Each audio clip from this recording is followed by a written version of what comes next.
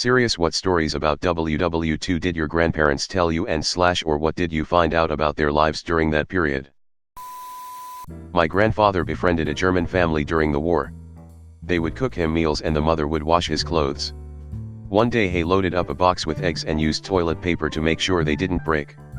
The next day there was a note in his laundry thanking him for the eggs, but an even bigger thank you for the toilet paper. They hadn't had any in years. I had a great uncle who was part of the occupying forces in Germany. He loved dogs, and purchased a full-blooded German Shepherd while overseas. He couldn't keep the dog with him, so he had a German family look after the dogs. Meat was hard to come by, so every week or so, my uncle would bring the family meat to feed the dog. It was only after getting the dog home my uncle discovered the dog absolutely loved sauerkraut, and didn't quite know what to do with the meat. It turns out the German family was taking the meat for the dog, and eating it themselves, and feeding the dog sauerkraut. Grandfather was drafted, broke his femur in basic training. Spent the entirety of World War II behind a desk in Oklahoma processing logistics and supply chain management requests. My grandfather was scheduled to storm the beach on D-Day. He managed to dodge this because his sergeant or some other higher-up got faced the night before and messed everything up. So it's fairly likely that alcohol saved his life. My grandpa had a similar accident. Was sent to Berlin, happened to be working on the roof, and someone forgot he was up there and moved the ladder. He slipped, snapped a tendon, and wound up being trained as a medical assistant. Unfortunately, this meant he saw a lot of bad stuff, including having to treat a good friend who then died. He suffered from PTSD and depression the rest of his life, but was a wonderful grandpa. He had trouble talking about the war, so rarely did. While he was in Berlin, he fell in love with a German girl, and asked her father for permission to marry her. He was told no because not only was he American but he was Italian, which was even worse to the father. After the war, he stayed in Germany for 2 years to help clean up. He said the people were nice. He never had anything bad to say about them. But that's kind of how he was. I think maybe that came from growing up around criminals and understanding people can be both good and bad. His family was in the mafia and ran a front in Brooklyn, and prior to that, a brothel. He went to Pratt when it was still affordable so he could become an engineer. He went on to become an aerospace engineer, and was a talented woodworker. His grandpa was a woodworker, who sold his furniture on the side. He married my grandma, taking in her 2 kids. They bought a house using the GI Bill. Then they had my mom. They were together for 46 years. He survived cancer 3 times. He lived to be 86. It's been 8 years since he passed and we all still really miss him. His favorite cartoon to watch with me was Hey Arnold because it reminded him of Brooklyn, and he used to tell me about the homing pigeons he trained on his roof, just like Pigeon Man. My grandpa very rarely talked about it, but he was in the Pacific in WWII. He caught malaria and was sent to a hospital ship to recover, and the Japanese sunk the ship. So he floated for like 10 hours clinging to the wreckage, with active malaria, before finally being rescued.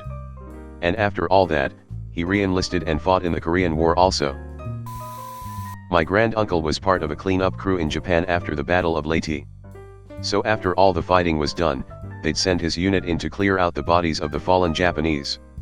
He said that they would loot their bodies, take treasures like knives, swords, gold off the teeth, and then put their bodies on a giant landing craft, the kind that open up on a beach, and take them out to sea to dispose of them. He says he'll never forget watching the sharks just go to town on the dead. Haunts him to this day. Edit, this was in Philippines, not Japan. But it was a battle against the Japanese. My grandfather would talk about the training, time with his unit while being transported, but mostly about a little kid he was helping feed in China after Japan surrendering. He would just think aloud about what happened to him and if he was alright. He never talked about combat. I did walk into his house once and the History Channel was on showing a USMC graveyard on Okinawa and he was crying. My great-grandfather served in the Leningrad militia during its siege. Leningrad is now known as St. Petersburg. The Nazis severed off the city's supply lines, and bombed their food storages. The blockade lasted 900 days, and the citizens basically just farmed wherever they could, while the militia combined with the Red Army held off the Nazis. The daily ration was a small piece of bread. Many people died from starvation. Everyone had a meal ticket, which you needed to receive your ration. People would steal these, and if you lost your ticket, you would lose your rations for the rest of the month. Many people died from starvation, and there were rumors of cannibalism. My great-grandpa was a scout/messenger, and he nearly died to either a bomb or a mine. After that, he received a medical discharge, but remained in the city of Leningrad. When the blockade finally ended, he weighed 39 kilograms. Scary stuff. In fact, it's absolutely horrific, and one of the stories about WWII that I remember the best from what my grandparents told me. My grandfather was a child at the time and was saved by the military via the frozen river trucks. Most fell through the ice. In high school, my history teacher told us a story about his grandparents and their time during the siege of Leningrad. He said that his grandparents scraped the glue off the back of the wallpaper and made it into a oatmeal type of food.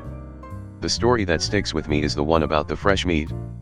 His grandpa came home one day and his wife had 2 fresh fillets. This was obviously suspicious, so he asked where she got this. She said a man knocked on the door selling meats, so she traded her engagement ring for it.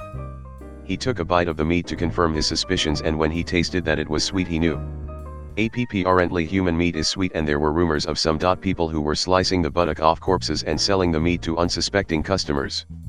He tracked the guy down and got the ring back. My father joined the AIF underage serving in New Guinea and the islands.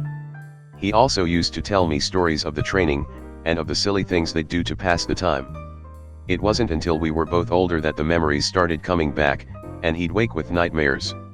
When I stayed at his house, I'd sometimes find him awake at 0300 sitting in the kitchen. It was then he'd tell me about some of the other things he'd seen. Poor bastard had kept it inside for over 50 years. My GF's grandfather served in Stalingrad. It left deep mental scars. He had insomnia and difficulty sleeping every night. They built a quiet room with no sound, as sometimes he would wake up to people walking and start screaming. He had a 1000:1 chance of making it out and was deep in the shit. One night in the 80s apparently he went nuts and thought they were under attack when a car accidentally crashed outside their house. He ran outside and started screaming. The fighting in Stalingrad was among the worst in the war. People were eating the dead. Didn't have weapons and would often fight hand to hand. Were losing fingers due to the cold. They would strip the dead for their clothes as it was insanely cold in the winter. When he was awake he was the nicest guy apparently. Loved fishing. Loved his grandchildren. Just couldn't escape Stalingrad. My grandfather only told us about the funny stuff. He was an officer on the USS Minneapolis who was at sea with the carriers during Pearl Harbor. I remember him telling us about a cartoonist who had a frequent gag of people peeing off the ship or off seaplanes. Another one was about a gunner who was compared shooting down planes to duck hunts. It was later when I looked up the ship that I saw why. They took a torpedo in the Battle of Tazafaranga that crumpled the bow of the ship.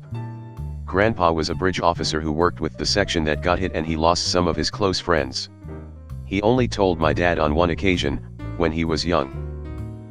I just got married and my wife's grandfather is a 93-year-old World War II vet. My wife always told me that he doesn't like to talk about the war, and she knows I love history and genealogy but to not ask. He sounds a lot like your grandfather because he will actually talk about his service but not about the combat or his time on the front lines. Many of the stories he tells me are about his time as a cook in Holland after he was wounded. He said one time they cooked some 22 whole turkeys to feed the local children whose families were now destitute. Apparently would also let the local women who worked with the soldiers to smuggle food out of the camp. Without the food many of those women's families would starve. He very rarely discusses combat but occasionally will. You can tell it weighs heavily on him. He was wounded trying to save his best friend. My grandfather joined up in 1943 when he turned 18 years old. He was stationed on a Pacific island where he basically became a radar O'Reilly. His family were Mennonites, so he was a conscientious objector. He was a medic, clerical worker, cook, ditch digger, driver, and anything else that he was asked. Most of his time was spent cleaning up after everyone else and watching for air raids by the Japanese Air Force. One grandfather was in the AIF, fighting in the jungles of Papua New Guinea on the infamous Kokata track. He had nightmares about his experiences for the duration of his life and only spoke about it to me briefly when I was a kid. He mentioned that he would often cut his own path through the thick jungle, because the Japanese would hide up in the trees and ambush them. He wasn't a fan of the bully beef and was constantly soaked through due to torrential rain and mud. He never smoked, but would win cigarettes off his mates in card games, then light them and hang them from the entrance to his tent, to help keep the swarms of mosquitoes away. He also coldly told me that the Japanese killed all his friends. He helped build some of the jungle runways for the American planes to later land. He said that once the Americans came, things began to improve. My other grandfather was in the Royal Navy, in the Arctic convoys, delivering much needed supplies to the Russians in Murmansk. Winston Churchill described the convoys as the worst journey in the world. My grandfather initially put his life jacket on as trained to do, when one of the older sailors laughed and told him, "Don't worry about it, son, you'll freeze to death in under a minute anyway." They'd often have to chip away the thick ice on ships to prevent them capsizing. His ship was involved in numerous battles against larger, heavier armed German ships, as well as U-boats and planes. He told me how his ship had to use its last remaining torpedo to scuttle fellow crippled Royal Navy ship, HMS Edinburgh, which was carrying heaps of gold bullion from Stalin, to prevent it slipping into enemy hands. The gold was salvaged in the 1980s. My great-grandfather never talked about the war until he had his stroke. We knew he had a Purple Heart and a Bronze Star, but we didn't know how he got them. He was just a private, and he'd had enough of the military when the war was over. After the stroke, he seemed to loosen up. He laughed about sighting rifles in by shooting at chickens. He showed us pictures of him in front of the Eiffel Tower. Turns out he was occupation force.